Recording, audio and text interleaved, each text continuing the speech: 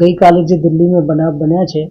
તેના અનુસંધાને અમે રાત્રિના બોટાદ જિલ્લામાં પણ ખૂબ જ તકેદારી રાખવામાં આવી રહી છે. ગઈકાલે રાત્રિથી જ આપણે બધા જે રેલવે સ્ટેશન છે, ગેસ્ટ હાઉસ છે, એ બધાને ચેકિંગ કરવામાં આવી રહ્યું છે અને દરેક જગ્યા ઉપર વોચ પણ રાખવામાં આવી રહી છે અને સતત આખી રાત્રે જે વાહન ચેકિંગ થયું છે અને અમુક જે બસ સ્ટેન્ડ છે, ટેક્સી સ્ટેન્ડ છે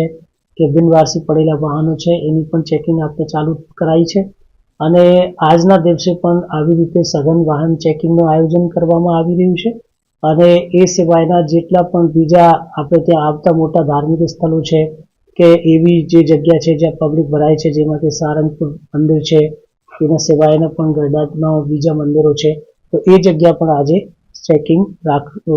ચેકિંગ રહેશે અને વાહન ચેકિંગ પણ ચાલુ રહેશે.